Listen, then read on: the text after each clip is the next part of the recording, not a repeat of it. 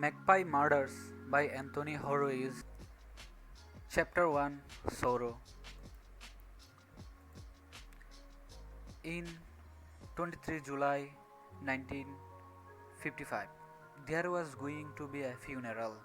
The two grave diggers, old Jeff Weber and his son Adam, had been out at first light, and everything was ready.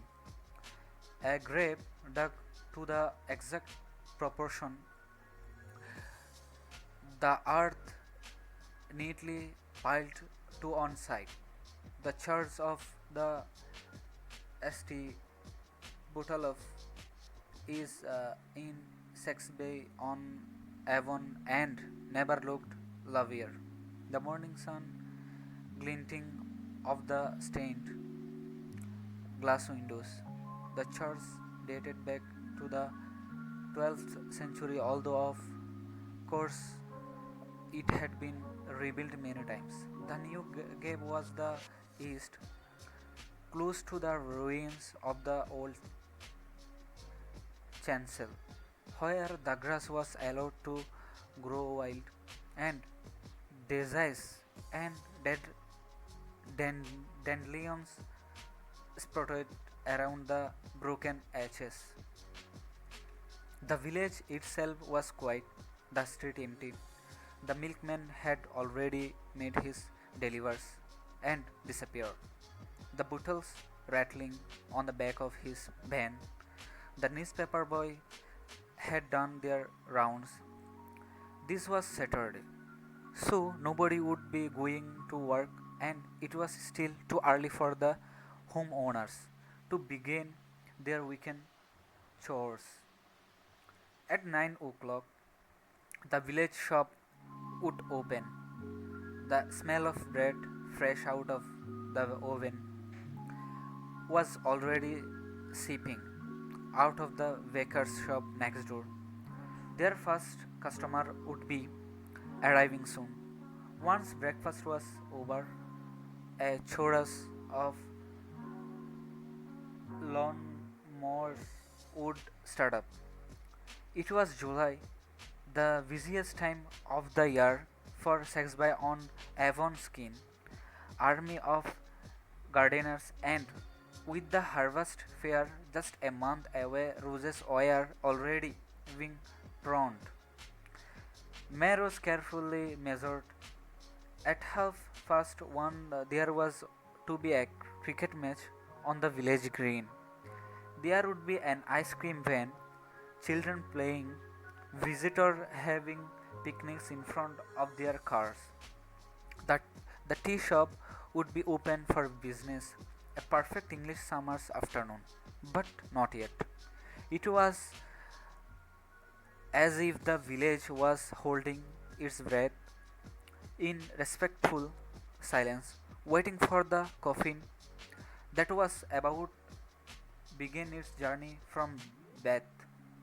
Even now, it was being loaded into the hearse, surrounded by its somber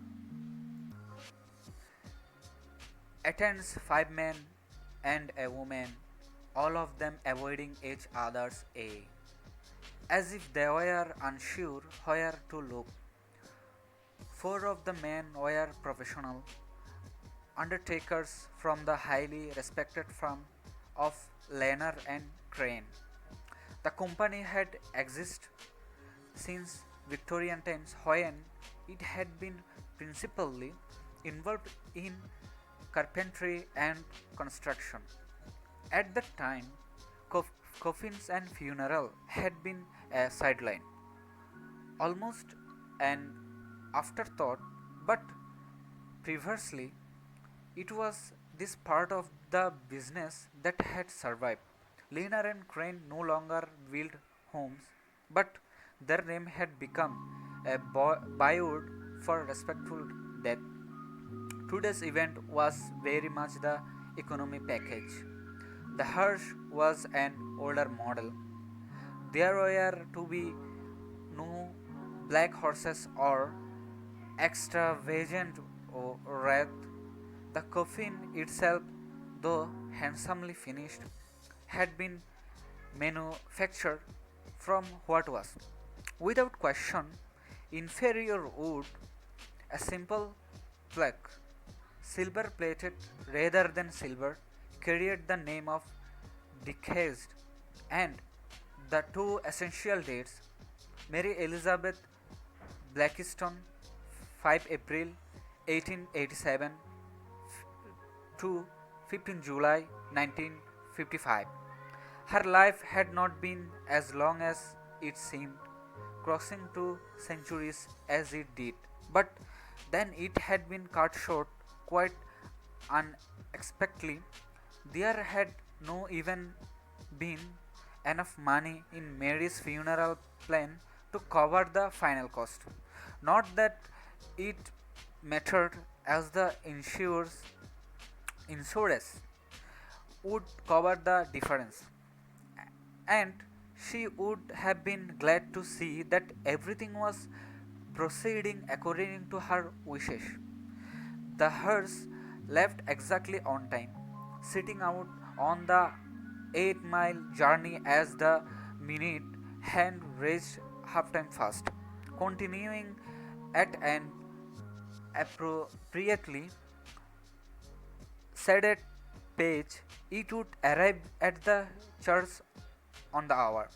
If Lanner and Crane had a slogan, it might will have been never late.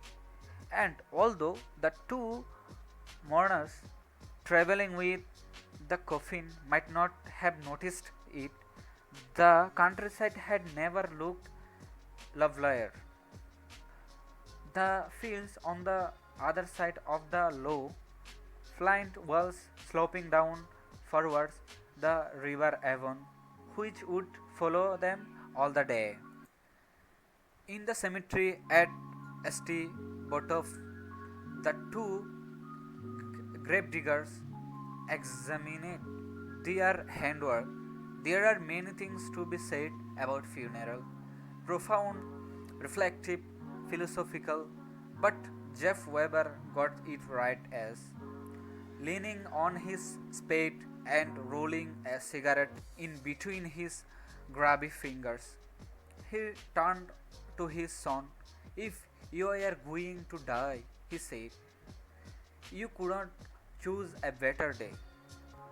Sitting at the kitchen table in the vicarage, the Reverend Robin Osborne was making the final adjustment to his sermon. There were 6 pages spread out on the table in front of him, typed by but already covered in annotations added in his spidery hand. Was it too long? There had been complaints recently from some of his congregation that his sermons had dragged on a bit, and even the bishop and shown some impatience during his address on Pentecost Sunday. But this was different. Miss Blackstone had lived her entire life in the village. Everybody knew her. Surely they could spare half an hour or even 40 minutes of their time to say farewell.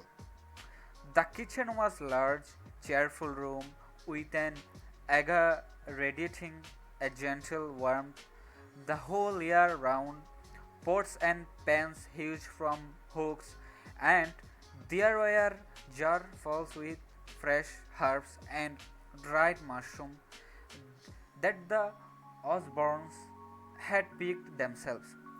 Upstairs there were 2 bedrooms, both snug and homely, with shag carpets and embroidered pillowcases and brand new skylights that had only been added after much consultation with the church. But the main joy of Vicarage was its position on the edge of village, looking out onto the woodland that everyone knew as Dingle Dale. There was an wild meadow speckled with flowers in spring and summer. Then a stretch of woodland oak trees, mainly oaks and elms, cons- concealed, concealed the grounds of Pihal on the other side. The lake, the lawns, then the houses itself. Every morning Robin Osborne awake to a view that could not fail to delight him. He sometimes thought he was living in a fairy tale. The Vicars hadn't always been like this. When they had inherited the house and the diocese from the elderly Reverend Montagu, it had been very much an old man's home, damp and unwelcoming. But Henrietta had worked her magic, throwing out all the furniture that she deemed too ugly or uncomfortable and sourcing the second-hand shops of Wiltshire and Avon to find perfect replacement. Her energy never ceased to amaze him. That she had chosen to be a vicar's wife in the first place was surprising enough, but she had thrown herself into her duties with an enthusiasm that had made her popular from the day they had arrived. The two of them could not be happier than they were in Saxby on Avon. It was true that the church needed attention. The heating system was permanently on the blink, the roof and started leaking again. But their congregation was more than large enough to satisfy the bishop and many of the Oshpear they now considered as friends. They wouldn't have dreamed of being anywhere else. She was part of village. Although we are here today to mourn her departure, we should remember what she left behind. Mary made Saxby on Avon a better place for everyone else. Whether it was arranging the powers every Sunday in this very church, visiting the elderly both here and Ashton House, collecting for the RSPB or greeting visitors to Pehol. Her homemade cakes were always the star of village fete, and I can tell you there were many occasions when she would surprise me in the vestry with one of her almond bites or perhaps a slice of Victoria sponge. Osborne tried to picture the woman who had spent most of her life working as the housekeeper at Pehol. Small, dark hair and determined, she had always been in a rush, as if on personal crust. His memories of her seemed mainly to be in the mid distance because, in the truth, they had never spent that much time in the same room. They had been together at one or two social occasions, perhaps, but not only many. The sort of people who lived in Saxby on Avon weren't outright snobs, but at the same time they were very well aware of class, and although a vicar might be deemed an suitable addition to any social gathering, the same could not be said of someone who was at the end of the day. Cleaner, perhaps she had been aware of this. Even at church, she had tended to take a pew at the very back, There was something quite differential about the way, instead of helping people as if she somehow owed it to them, or was simpler than that. When he thought about her and looked at what he had just written, a single word came to mind: busybody. It wasn't. Isn't fair, and it certainly wasn't something he could ever have spoken out loud. But he had to admit there was some truth to it. She was the sort of woman who had a finger in every pie, apple and blackberry included, who had made it her business to connect with everyone in the village. Somehow, she was always there when you needed her. The trouble was, she was also there when you did not. He remembered finding her here is Berry room just over fortnight ago.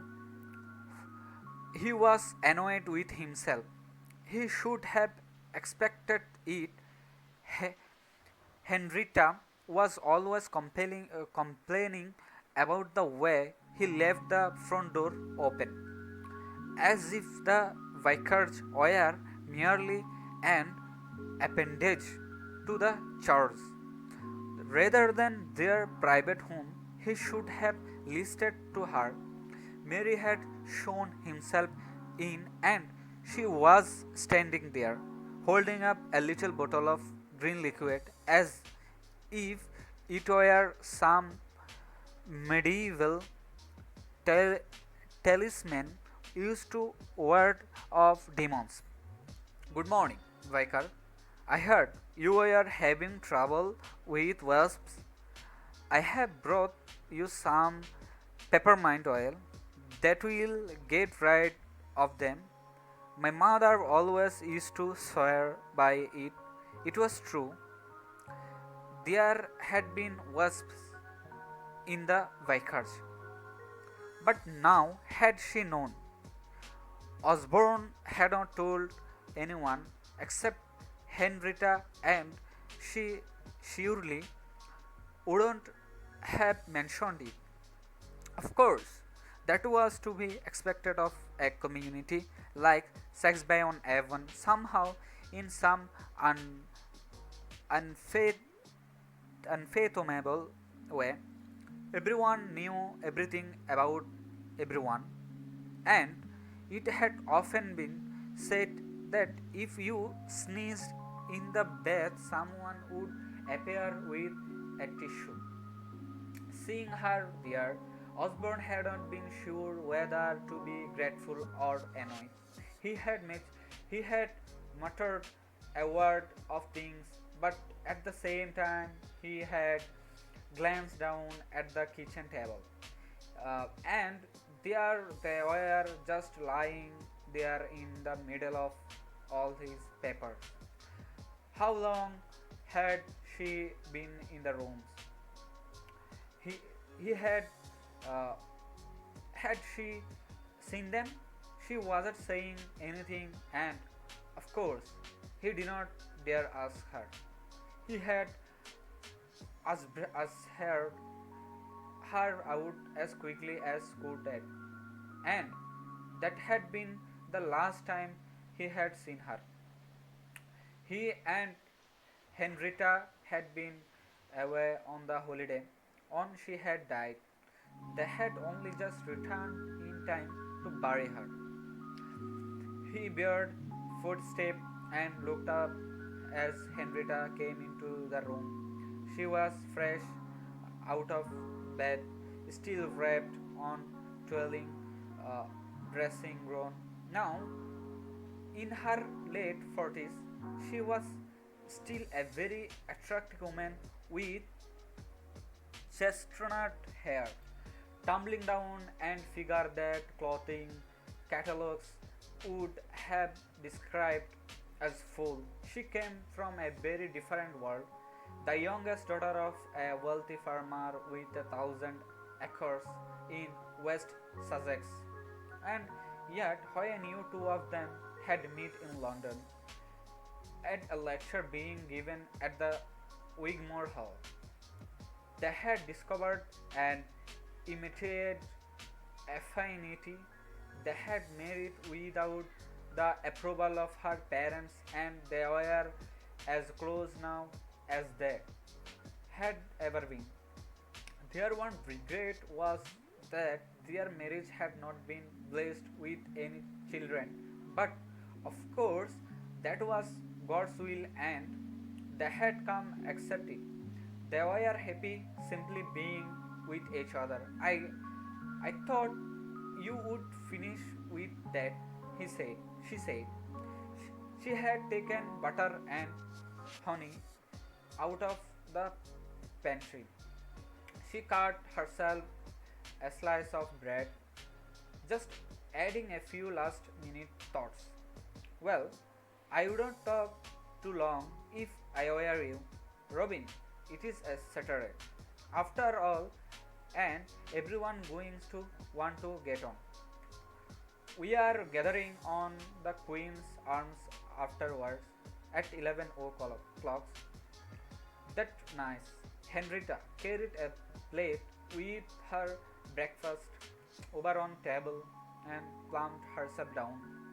Did Sir Magnus ever reply to her letter? No, but I'm sure he will be there. Well, he is leaving it jolly late. She leaned over and looked at one of the pages. You can stay that? You can say that? What? The life and soul of any party? What not? Why not? Because she wasn't. I always found her rather buttoned up and secretive. If you want the truth, not easy to talk at all. She was quite entertaining when she came her last Christmas. She joined in the carols, if that was you mean, but you never really knew what she was thinking. I can't say I liked her very much. You should have talked, but you should have talked her that way. Hen, certainly not today. I don't see why not. That is thing about funeral. They were completely hypocritical. Everyone says how wonderful the deceased was, how kind, how generous when deep down they know it is not true. I did not ever take to Mary Blackstone, and I am not going to start singing her praises just because she managed to fall down a flight of upstairs and break her neck. You are being a little uncharitable. I am being honest, Robbie, and I know you think exactly the same. Even if you are trying to convince yourself otherwise, but no, don't worry. I promise I won't disagree you in front of the mourners. She pulled a face. There is that said enough. Hadn't you better get ready? I have got it all laid out upstairs. Black dress, black hat, black pearls. She sighed. When I die, I don't want to wear black. It is so cheerless. Promise me, I want to be buried in pink with a big bunch of begonias in my hands. You are you are not going to die. Not anytime soon. Now go upstairs and get dressed. All right, you bully. She leaned over him and he felt her breast soft and warm, pressing against his neck. She kissed him on the cheek and hurried out, leaving her breakfast on the table. Robin Osborne smiled to himself as he returned to his dress. Perhaps she was right. He could cut out a page or two. Once again, He looked down at what he had written. Mary Blackstone did not have an easy life. She knew personal tragedy soon after she came sex by on Avon, and she could not easily have allowed to the overwhelm her. But she fought back. She was the sort of woman who embraced life, who would never let it get the better of her. And as we lay her to the rest beside the son whom she loved so much and whom she lost so tragically, perhaps we can take some solace from the thought that they are at last together. Robin Osborne read paragraph twice. Once again, he saw her standing there in his very room, right next to the table. I heard you were having trouble with wasps. She had she seen them? Had she known?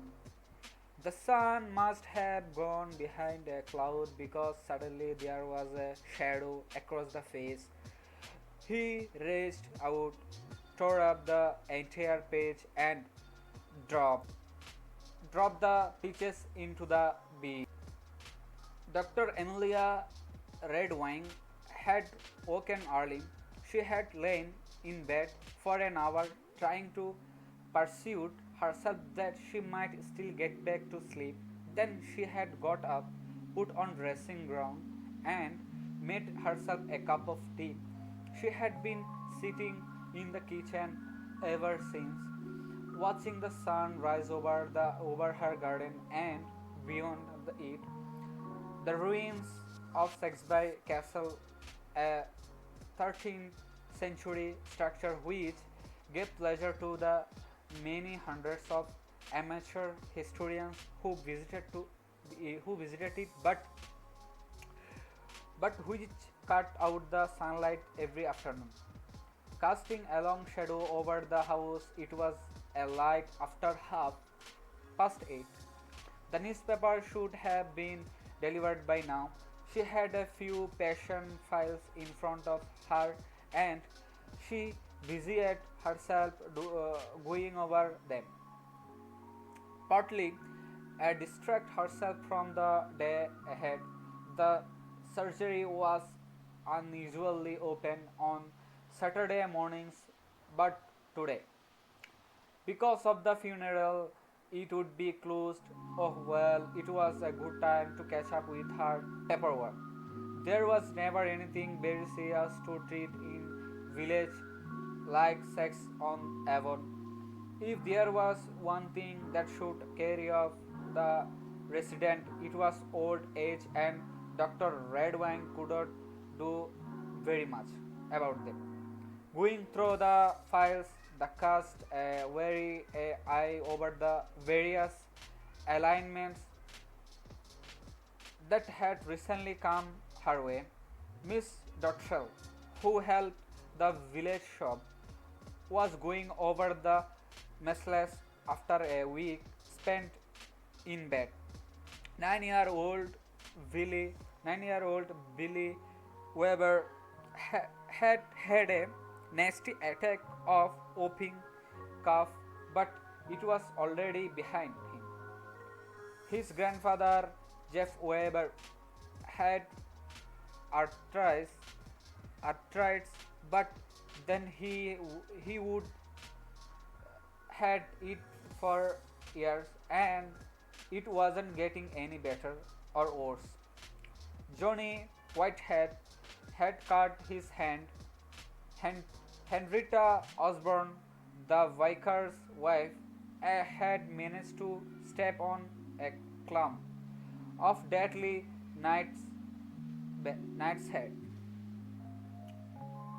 Atropa belladonna, and had somehow infected her entire food. She had prescribed wigs, bed rest, and plenty of water. Other than the one summer seemed to have been good for everyone's health.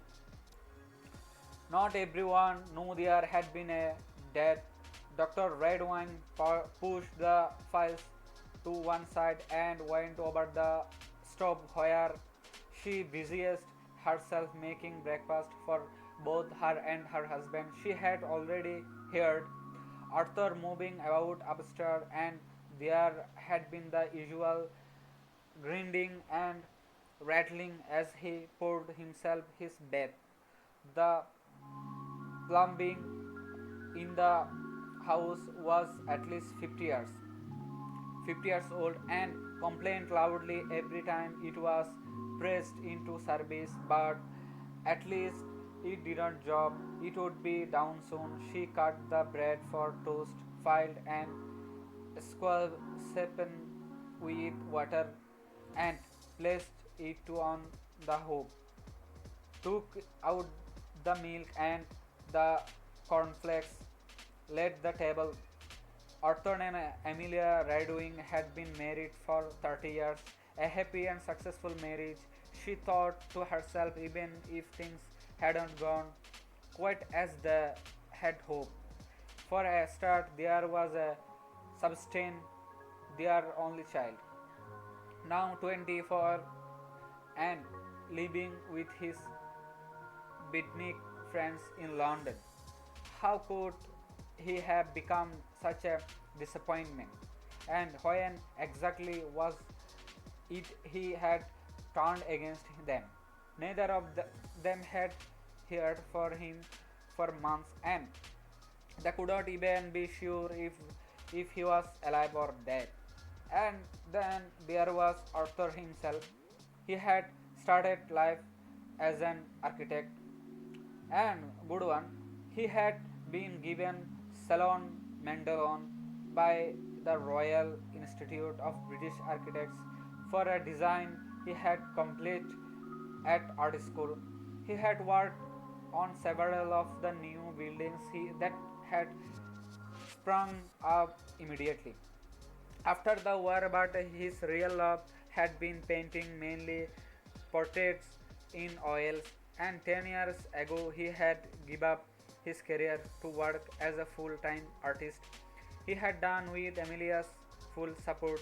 One his works hung in the kitchen on the wall beside the Welsh dresser, and she glanced at it now. It was a portrait of herself painted 10 years ago, and she always smiled when she looked at it. Remember the extended silences as she sat for himself, surrounded by wildflower. Her husband never talked when he worked.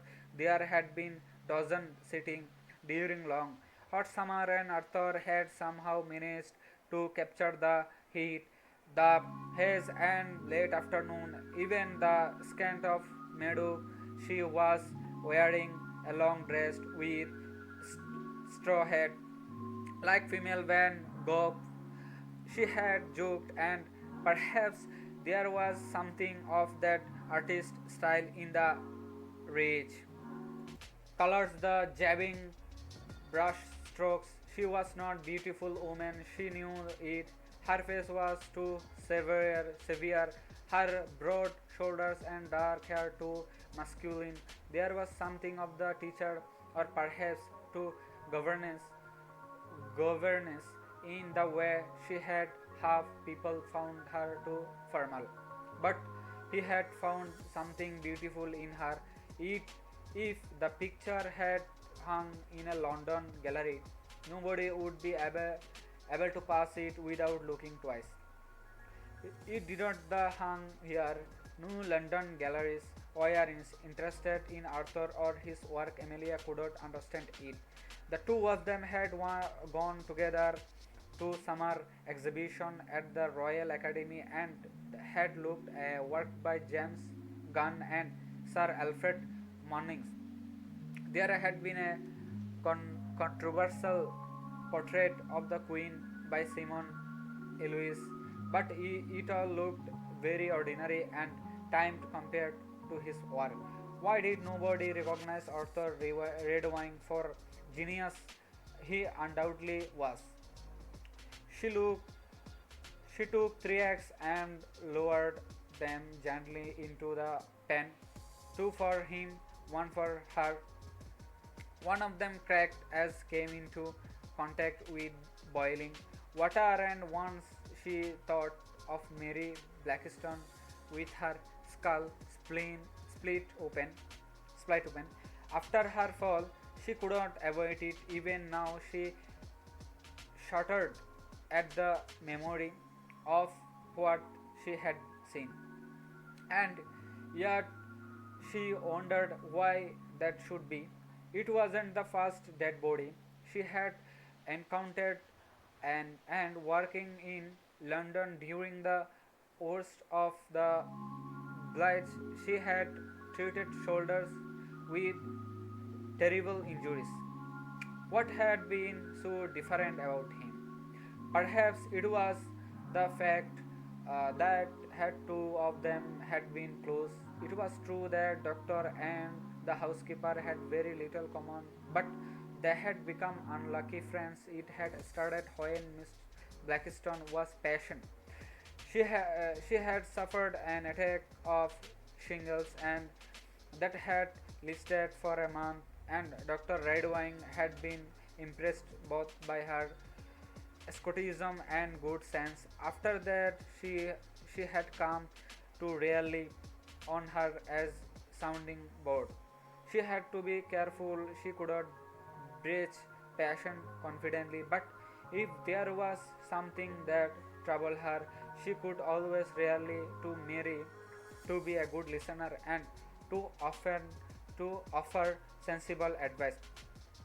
And the end had been so sudden. And ordinary morning just over a week ago had been interrupted by Bent, the gentleman who worked at Pie Hall on the phone. Can you come, Dr. Redwine? It's Mr. Blankstone. She she is at the bottom of the stairs in the big house. She's lying there. I think she is had a fall. Is she moving? I don't think so. Are you with her now? I can't get in. All the doors are locked. Brand was in his 30s, a cramped young man with dirt beneath his fing- fingernails and sullen indifference in his eyes. He tended the lawns and the flowers bed and occasionally chased trespassers of the land, just as his father had before him. The, the grounds of Pahal backed onto a lake, and children like swim there in the summer, but not if Brand was around. She was a solitary man, unmarried, living alone in the house that had once belonged to parents. He was not much liked in the village because he was considered shifty. The truth was, he was uneducated and possibly a little autistic, the rich, but the rural community had been quick fill in the blanks. Dr. Redwing told him to meet her at the front door, threw together a few medical supplies, and leaving her nice rece- receptionist Joy to turn away anyway, arrival hurried to her car. Peholo, Pehel was on the other side of Dingledale, 15 minutes on foot and no more than 5 minutes drive.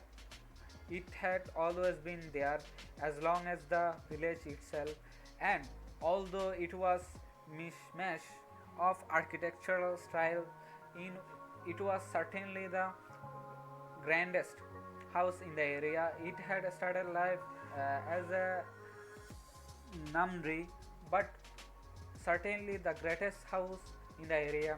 It had started life as a nunnery, but had been converted into private homes in 16th century when knocked around in every century since. What remained was single enclosed one with an octagonal tower constructed much later. At the far end, most of the windows were Elizabeth, narrow, and Malinoid, but there was also Georgian and Victorian edition with EV spreading all around them, as if so to apologize for indiscretion at the back. There was cartridge and the remains of what might have been cloisters. A separate stable block was now used to as a garage.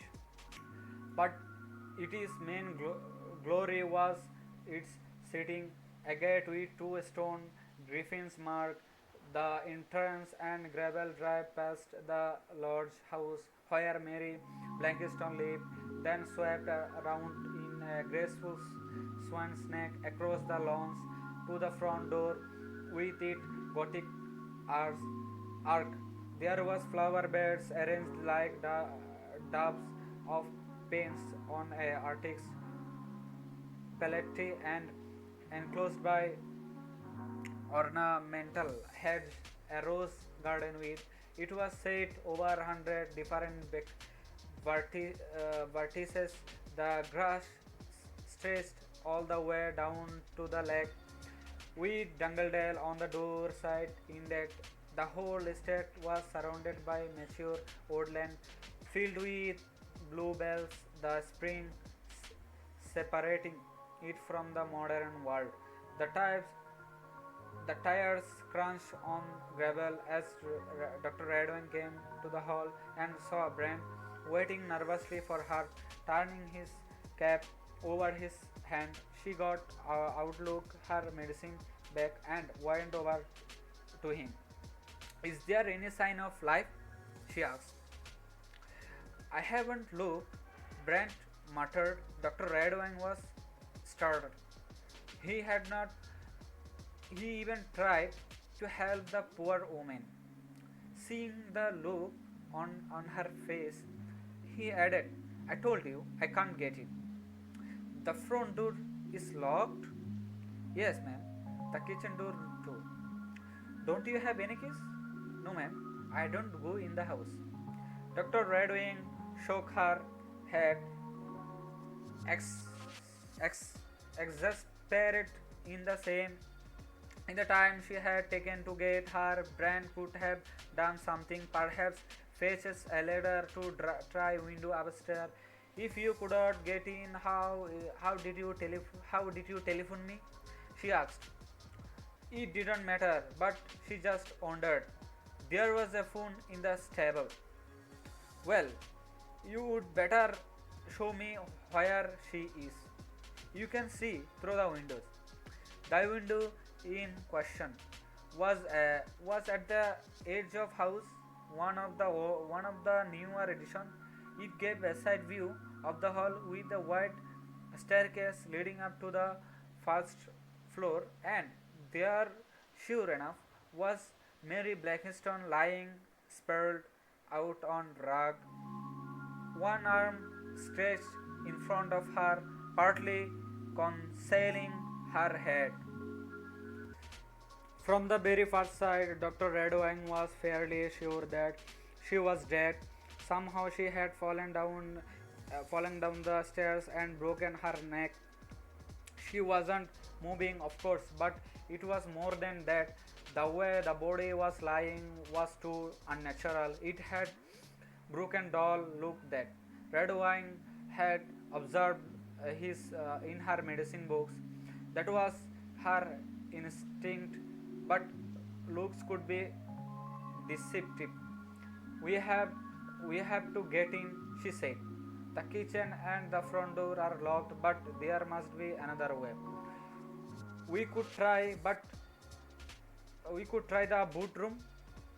Where is that? Just along here. Brent led her to another door at the back. This one had glass panes, and although it was also securely closed, Dr. Redwine clearly saw bunch of keys still in the lock on the other side. Whose are those? She asked.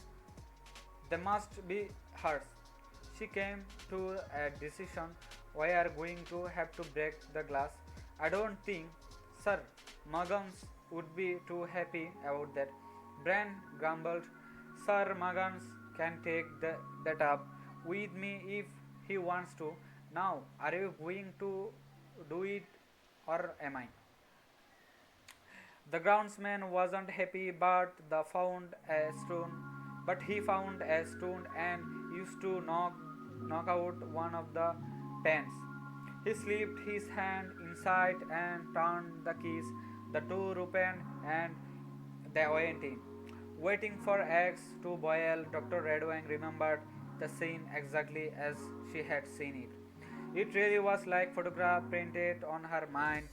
They had gone through the boatroom, along a corridor, and straight into the main hall. With the staircase leading up to the galleried landing, dark wood paneling surrounded them. The walls were covered with the oil painting and hunting trophies, but in glasses case. The deers had a huge fish, a suit of armor, complete with sword and shield, stood beside the door that led into the living room. The hallway was long and narrow with the front door opposite the staircase positioned exactly the middle. On the other side, there there was a stone fireplace big enough to walk onto. On the other, two leather chairs and the antique table with a telephone. The floor was made of for flagstone, partly covered by a Persian rug. The stairs were also stone with a wine red carpet leading up the center. If Mary Blankiston had tripped and come tumbling down from the landing, her death would be easily explained. There was very little to cushion a fall. While Brand waited nervously by the door, she examined the body. She was not yet cooled, but there was no pulse. Redwing brushed some of the dark hair away from the face to reveal brown eyes. Staring at the fireplace, gently she closed them. Mr. Blackstone had always been in a hurry. It was impossible to escape the thought. She had quite literally flung herself down the stairs, hurrying into her own death. We have to call the police, she said. What? Brand was surprised. Eh, Has Sam done something to her? No, of course not. It's an accident, but we still have to report it. It was an accident. You did not have to a detective to work it out. The housekeeper had been hovering. The hover was still there, a bright red thing, almost like toy, at the top of the stair, stuck in the banister. Somehow she had got tangled up in the wire. She had tripped and fallen down the stair. There was nobody else in the house. The door were locked. What other explanation could there be?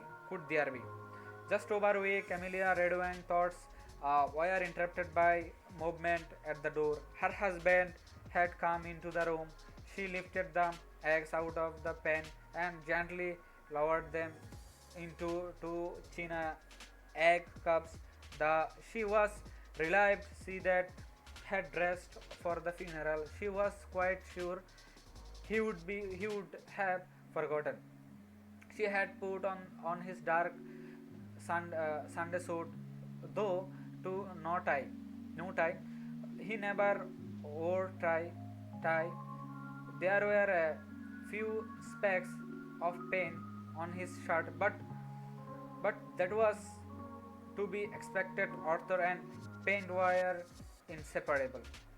You got up early, he said. I'm sorry, dear. Did I wake you?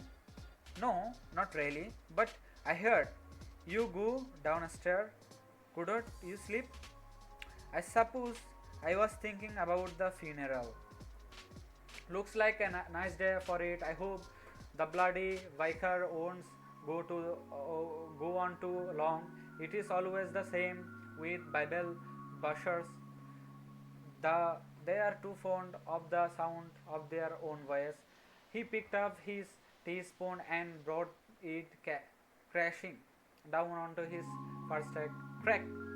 She remembered the conversation she had with Mary Blankiston just 2 days before Brent. He called her to the house.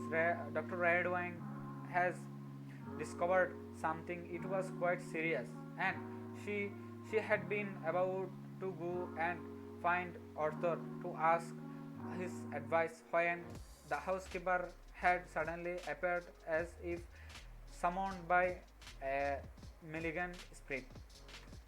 And so she had told her instead. Somehow during the course of the busy day, a bottle has gone missing from of the surgery. The contents in the wrong hands could be highly dangerous, and it was clear that somebody must have taken it. What what was she do to do? She should she report it to police? She was reluctant because inevitably it would make her look foolish and irresponsible. Why had the dispensary been left unattended? Why hadn't the cupboard been locked? Why had not she noticed it before now? Don't worry, Dr. Redwine, Mary had said. You, you leave it with me for a day or two.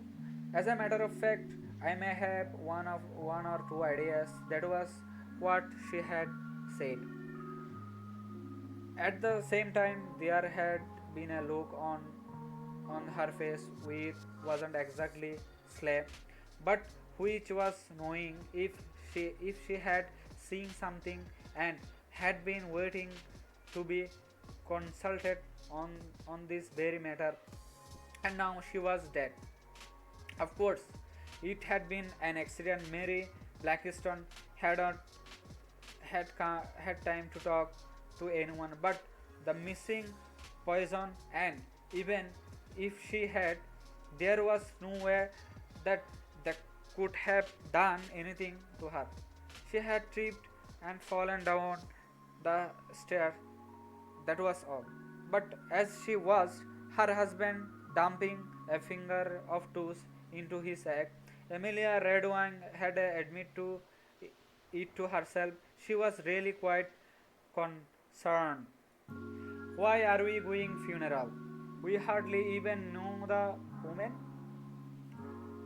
Johnny Whitehead was struggling with the top button of his shirt, so matter how hard to be tried, he could not slot into the hole.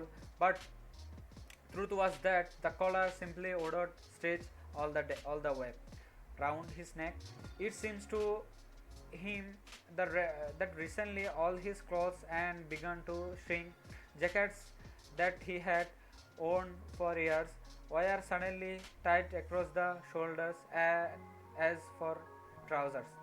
He gave up and plopped himself down at the breakfast table. His wife, Gemma, slid a plate in front of him. She had cooked a complete English breakfast with 2 eggs, bacon, sausage, tomato, and fried slice, just how he liked.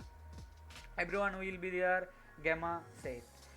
That doesn't mean we have to be.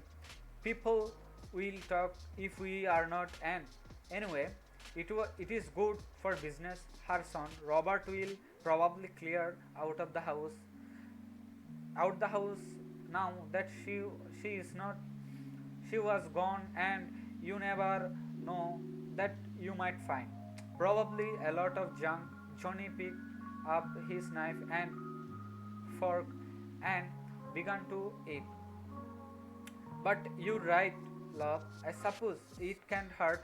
It shows our faces. Sex by on Avon had very few shops. Of course, there was a general store which sold just about something anyone could possibly need. From mops and buckets to custard powder and 6 different sorts of jam, it was quite miracle. Really, how so many different products could fit in such a tiny space? Mr. tombstone still run then butcher's shop. Around the back, it had separate entrance and plastic strips hanging down to keep away files, and the fish van came every Tuesday. But if you wanted anything exotic, olive oil or anything, the Mediterranean ingredients and Elizabeth David put in her books, you would have to go into bed. The the so-called General Electric store stood on the other side of the village square, but few people went in there unless it was for spare light bulbs or fuses. Most of the products in the window looked dusty and out of date. There was a bookshop and tea room that only opened during the summer months just off the square, and before the fire station stood the garage, which sold a range of motor accessories, but not anything that anyone would actually want. That was about it, and it had been that way for as long as anyone could remember. And then Johnny and Gamma Whitehead had arrived from London. They had bought the old post office, which had long been empty, and turned it into an antique shop with their names written in old fashioned lettering above the window.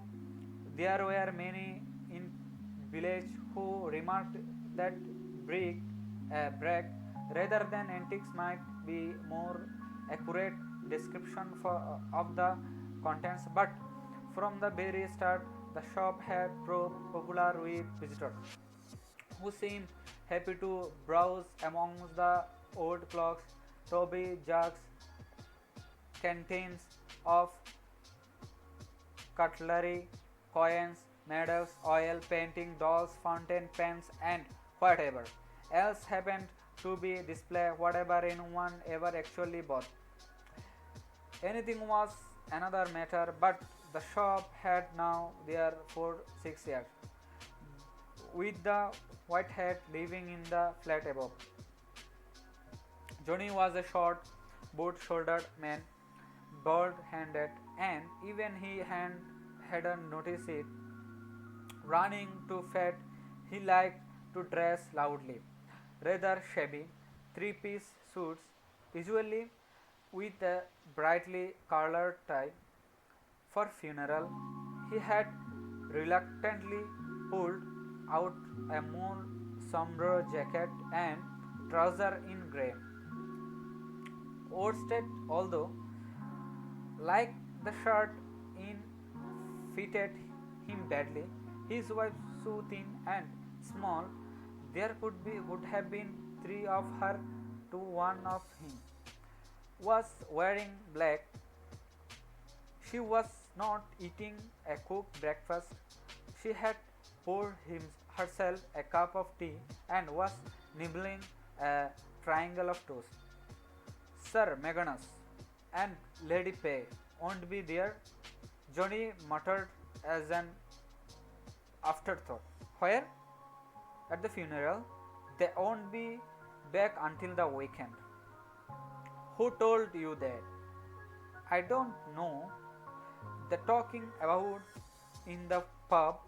They have gone to the south of France or somewhere. All right for some, isn't it anyway, people?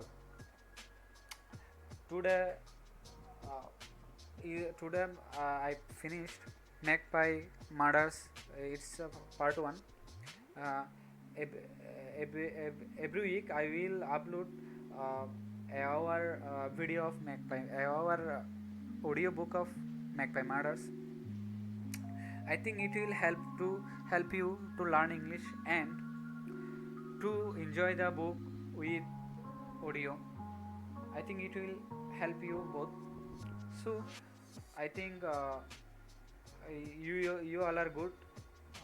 Always keep with us and always stay with us.